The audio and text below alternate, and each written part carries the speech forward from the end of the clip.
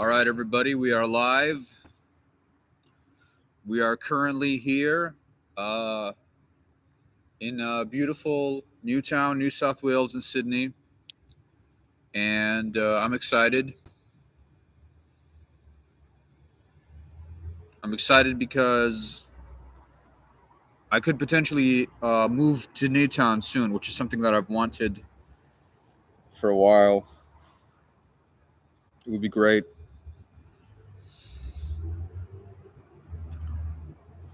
New hat, new hat. Check it out.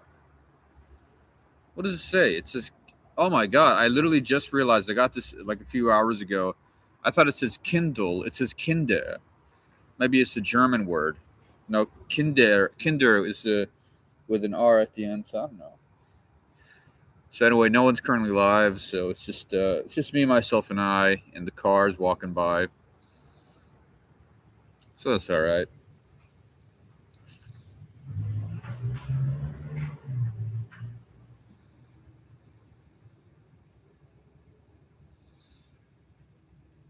Yeah. So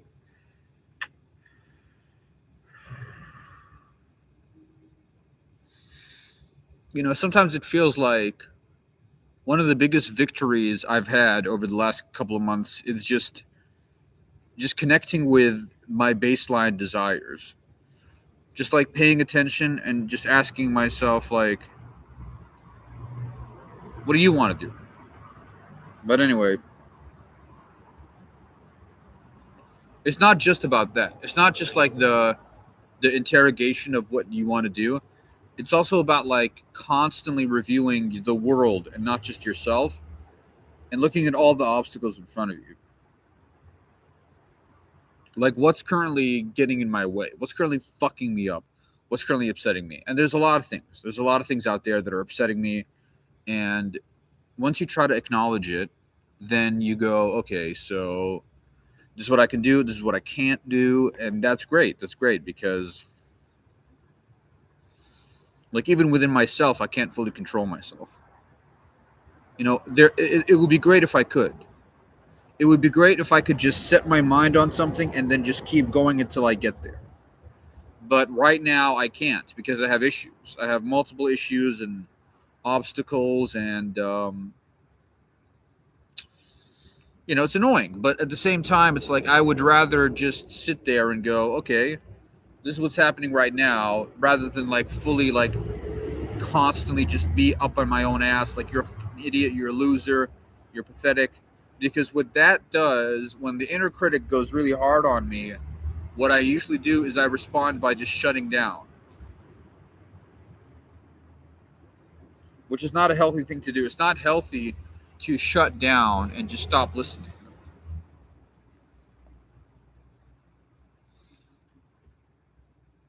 The vibe is cool, man. I like the vibe. Like, I'm sure it would be better if I could get proper lighting so you can see my face better.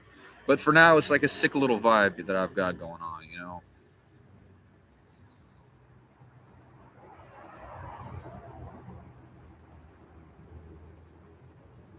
I'm not strong enough to tackle the world issues right now. I'm pretty tired, man. I'm not like exhausted though because I don't know. I don't know why I feel okay. I guess honestly the main reason I feel okay is because like you just deal with enough shit in the world that you're like, okay, well, all right. Like that's something that I sort of thought about when it comes to like hell. Like you know how they say like there's this thing called hell and it's eternal damnation and blah blah blah. It's like if hell really existed and there was this place called hell, eventually no matter how much pain you have, you'll get used to it because I mean the idea behind hell itself completely breaks down when you realize that all your pain receptors are connected to your body. So you lose your body when you die, and then your soul goes into heaven or hell. And so it's like, okay, so this thing that's called the soul that is in your body goes to hell. That means you're going to get like a new body or some sort of thing that feels. But if you somehow were to feel this, Like the worst pain ever in hell. It's like at some point you just get used to it, whatever this system is. But anyway, if people genuinely believe in hell, it's like, dude, you're not even worth talking to. I'm sorry, but you're not really worth my time. Because it's like a cartoonish fucking thing, dude.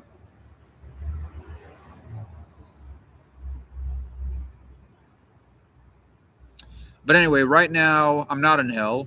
I'm not in heaven either. I'm in purgatory. I'm in a mental fucking purgatory, and I'm gradually escaping it. If my life was like a three chapter, like, sorry, three part, three whatever, I'm looking for a word and I can't really find it. I guess like a movie. If my life was like a movie and it was like three parts, we could break it down into the start, the early years, which is basically trying to get better, trying to be a good person while dealing with anxiety and fear and panic, and that's the first part. And that would be like year one, year zero till year 25. 25 ish. You can even go earlier if you want. In those years, I was genuinely just trying to be as good as possible at whatever I could. Trying to be good at stand up, trying to be good at school, trying to be a good person, blah, blah, blah. At some point, I just stopped giving a shit and I completely checked out. It wasn't like a one day thing, it was a gradual, I don't give a fuck over and over again. Those were dark days, but in some ways, they were really good for me because they made me realize, like, that life isn't really that serious. It was a shame to lose that initial motivation, but it was also essential. Like, yeah, I had to do it. You know what I mean? Along the way, I lost many friends. I lost, many things. I lost many objects. I lost a bunch of money, and it sucked. But at the same time, I gradually rebuilt myself. And now this is the part three. This is the rebuilding phase because I'm sort of coming back to my old self, but it's also not the exact same thing. It's kind of different. I'm taking some of the elements of the old me and leaving behind the things that don't serve me. And that's a tricky thing because many people do not want to do that work at all. Many people hold on to their identity with like a just this clinging, and it's really bad. A lot of people hold on to their trauma way too much. They hold on to their anger way too much, etc., etc., etc. Like I was talking to this guy, like he seemed like a normal, chill guy. He had a skateboard, he was cool, and then he told me, yeah, my sister was bullied by Jews in school, and that's why I hate Jews. Like drawing that vast conclusion about an entire group of people, a massive group of people that isn't really homogenous, based on your sister's shitty experiences when she was a kid, is a stupid thing. But he's holding on to that, and that's what some people do. They cling on to the past really tightly, and many of my family still do. My family is like they have a history of mental health issues and also a history of unaddressed mental health issues. So they're gonna stay in the little wheel of suffering for potentially the rest of their lives. Really, it's kind of sad, but at the same time, you just don't really bother with them because they don't seem to be wanting to improve. Like along the way, I've met many comedians. Like based on the recent estimates, I would say comedy is the thing that I've worked on the most in my entire life. Like outside of school, I mean, of course, I've worked at my school project when I was in school. But like, school's kind of different because you do math and history and blah blah blah. Stand up is the thing that I've worked on the most in my adult life by a pretty big mile. And I don't love it, but it's good enough. You know?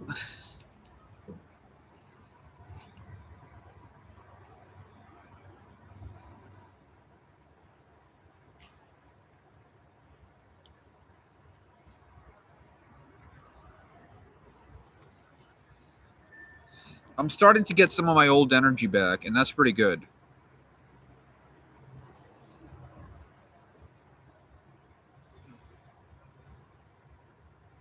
I think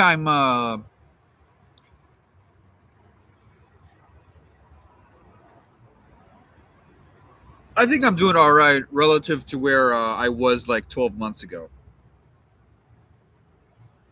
So 12 months ago, I was in a place kind of close to Newtown, and it was good, but it was like a temporary accommodation that was like given to me like as an emergency last minute thing.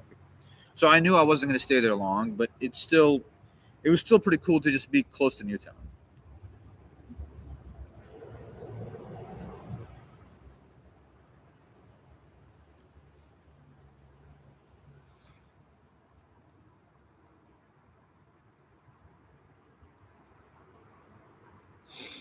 I uh, I did a little jog. Like it wasn't like I used to when I first started jogging. Would try to really force myself to do like 15 minutes straight or 25 minutes straight or whatever. Now I sort of just jog until I'm tired, and then I wait it out and then I jog again. So that's what I did like over and over and over and over again in about an hour stretch. But it was like a lot of breaks in between, which it worked for me. You know,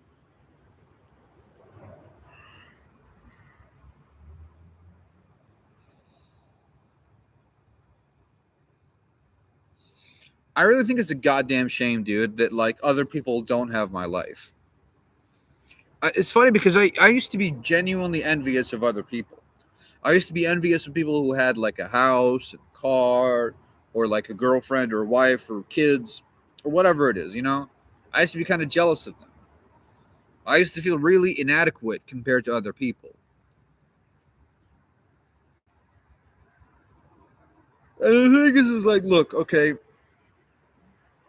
I'm not knocking the traditional path. I'm not saying the traditional path of normie maxing of like, job, car, house, kids. I'm not saying that's like a horrible existence. I'm just saying, like, this is what I believe to be true, okay? If you looked in your heart when you were young, and you looked in your heart and you felt within yourself, I could be fucking incredible in the arts, for example. If you saw that potential in you, and then you went on to work in sales, and you had a family and kids, you could still have a good life, but there will always be that little part of you that's like, what if I pursued my dream? You will always think that. And I was never scared of the idea of being a fucking loner with no wife and kids. That didn't bother me in the slightest. But the idea of not pursuing my fucking dream of being a star, that scared the shit out of me. I refused to let that just be potential. And I like stand up, but I want to be a movie actor more than I want to be a stand up or a director or whatever it is. But also, I'm aware of myself and I'm aware that I have many wants. And so I figured stand up is kind of perfect for me because it's like the sweet spot, okay? It's artistic, it is an artistic pursuit, but it's also just low effort enough that I can kind of do it sustainably. But also, it's also doable for me because I have like issues with interpersonal conflict and rejection sensitivity and anxiety and networking issues. And it's like, even though technically networking issues will arise in stand up as well as filmmaking, it's kind of different because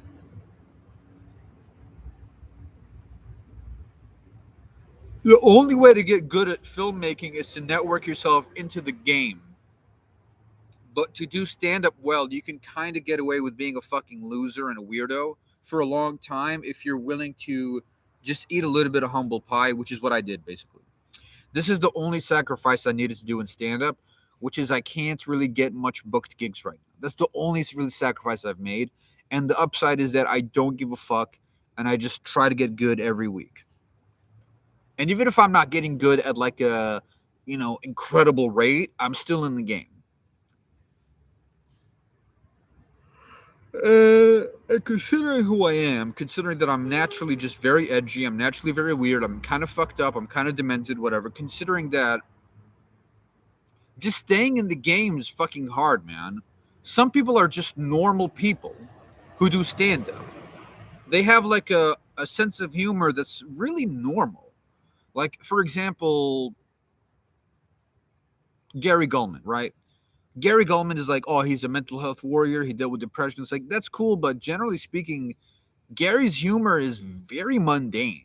Like he jokes about the state abbreviations and just shit like that. It's just like that's just what he thinks is funny.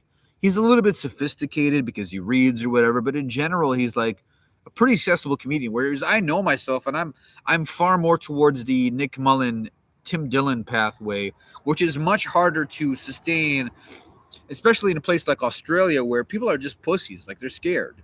They don't want to express themselves. They don't want to put themselves out there. They're fucking terrified.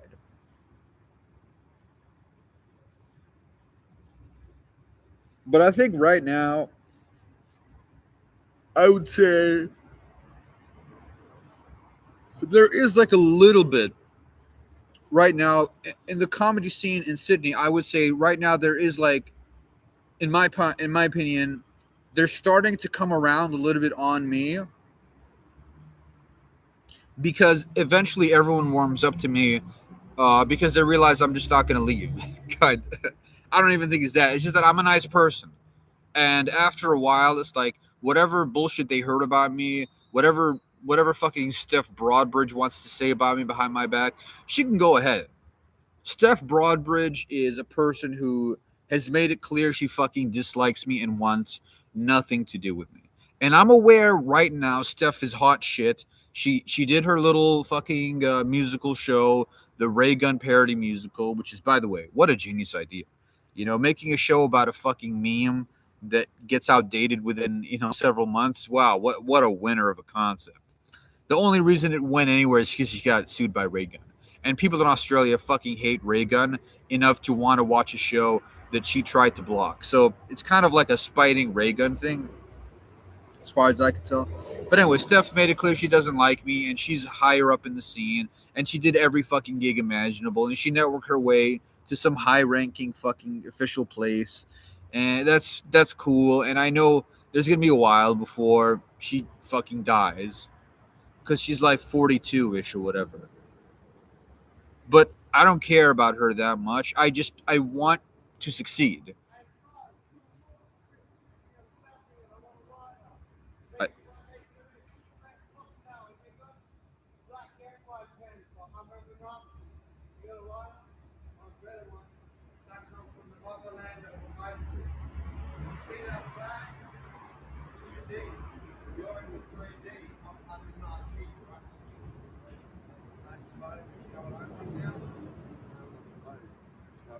I, you need a lighter? Is that it? Yes.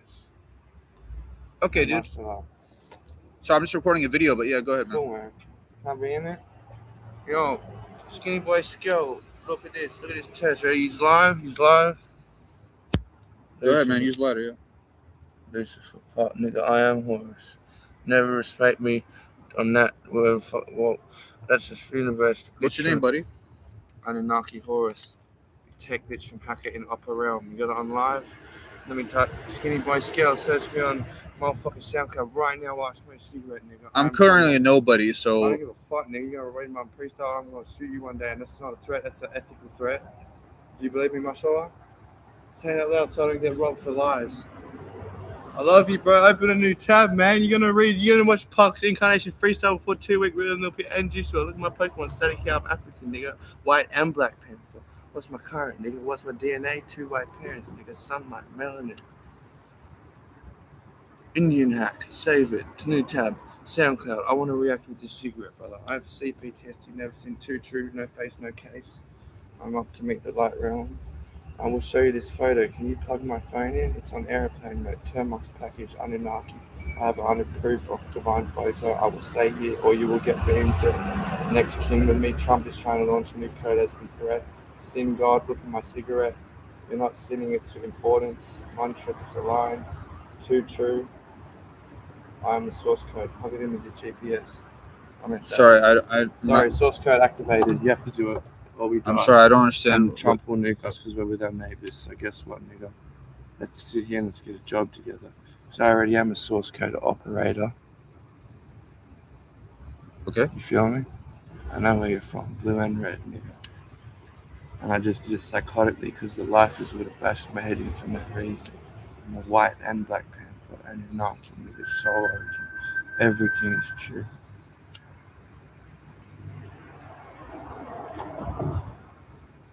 And sit here until we walk into the cell of self-guilt. Bring me to the high realm. What's your shoe size, bro?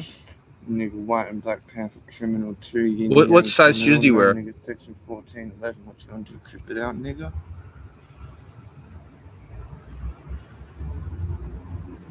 Pokemon cards. I don't know. Source code 1 operator 9D activated 10D source commander 8D god nigga 1 Earth current moment present acid hack. Sober 2 just cigarette smoke. I love my herb connection divine. We up in this bitch. Real alien contact, nigga. What was I saying before? I don't know, man. I don't know how I birthed. Did you remember it? I got a booty cut. Watch this shit, bitch. Which crip nigga did this? No, it's a sunny coast. Look at this. Move the laptop back up. Hold on, brother. Hold on. Source code glitch. Look at this. Ready? Look at this. Tell me if it's true. Why would that heal in the night on voodoo on 4 dots on the alignment of Anunnaki Egyptians still niggas? Sorry, that popping up, nigga. I know where you work, nigga. I'm the best sidekick, nigga. Can I get my lighter back, please? Thanks, That's man. it. No, look at this gang sign. It's called a mantra sign, nigga. You feel me? Illuminati, nigga. Biggie, I know it, remember 2D, 3D. You ain't getting to my royalty because I got red on it, nigga. You know me. My white blue, nigga. And the Nazi candles. Number 1 8 god on earth, nigga. And I ain't bringing you to my biggie, nigga. Because he's my Illuminati soldier on blood, nigga. I guess the main thing I wanted to talk about with Steph is that. What tech do you have, nigga? I glitched got a real UAP connection. Oh, hey, brother, plug my phone. I'll show you AP. I can't, man. I'm using it. I'm using the charger. Sorry, dude. How much charge you got? I need 5 minutes, and then I'll show you, and I'll walk home. Nah, dude. I need to charge my phone. It's barely charged. I'm sorry. Tomorrow and find me after 7 more days. All right, dude, I gotta just do my stream. But thanks, man. Appreciate your help. Okay.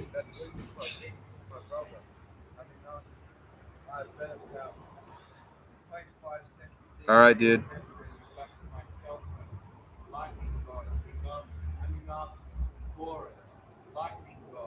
Alien contact. So anyway, dude's skitzing out a little bit. Source code glitch. I hacked it already. I mean, it's pretty funny. I was like ranting about Steph. Like, I was self-conscious talking about Steph Broadbridge, even though I know no one's going to watch the stream and I'm not going to have viewers for a long time. I still feel a little bit of anxiety talking about her because it's not because I'll tell you what it is. She's like really shitty to me as she's always been shitty to me for a while, right? She was nice to me for the first 6 months, and then she realized I'm low in the hierarchy of comedy, and then she started to act like a cunt to me. And I feel bad because I guess the main feeling I have is like it's upsetting to me that she has so much like power and status while also just being a cunt. It upsets me. Like, I wish there was more justice, dude. So this guy's just fucking talking, and it's kind of annoying, actually. But anyway, I mean, I gave him some time. I was like, listen, I'll let the guy talk for a little bit, but do you have somewhere else to be, man? Yeah, fucking. All right, we'll end the stream there. Well, because really, I can't be fucked to deal with this nigga, dude. He's fucking annoying.